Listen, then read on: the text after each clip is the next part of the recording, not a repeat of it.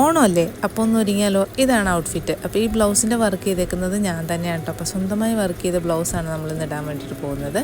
അപ്പോൾ മേക്കപ്പിലോട്ട് ഇടക്കാൻ നമ്മൾ മോയ്സ്ചറൈസർ ഇട്ട് കൊടുത്തു, സൺസ്ക്രീൻ ഇട്ട് കൊടുത്തു, പിന്നെ നമ്മുടെ പ്രൈമറും ഫൗണ്ടേഷനും കൂടെ മിക്സ് ചെയ്തിട്ടാണ് ഞാൻ ഇട്ട് കൊടുക്കുന്നത്. കുറച്ച് ഡ്രൈ ആക്കുന്നുണ്ട് ഫൗണ്ടേഷൻ, അതുകൊണ്ടാണ്.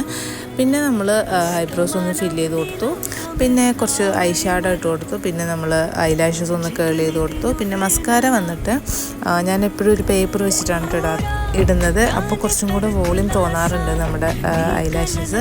അപ്പോൾ അങ്ങനെയാണ് ചെയ്ത് കൊടുക്കാറ്. പിന്നെ ഐലൈനർ ഇട്ട് കൊടുത്തു, ഒരു കുഞ്ഞു വാലും ഒരു കുഞ്ഞു കുത്തും കൂടി ഇട്ട് കൊടുത്തു. ലിപ്പൊന്ന് ലൈൻ ചെയ്തിട്ടാണ് നമ്മൾ ഡാസിലറിൻ്റെ ലിപ്സ്റ്റിക്ക് ഇട്ടേക്കുന്നത്. പിന്നെ നമ്മൾ കോമ്പാക്ട് വെച്ചിട്ട് ഒന്ന് ടച്ചും കൂടെ ചെയ്ത് കൊടുത്തിട്ടുണ്ട്.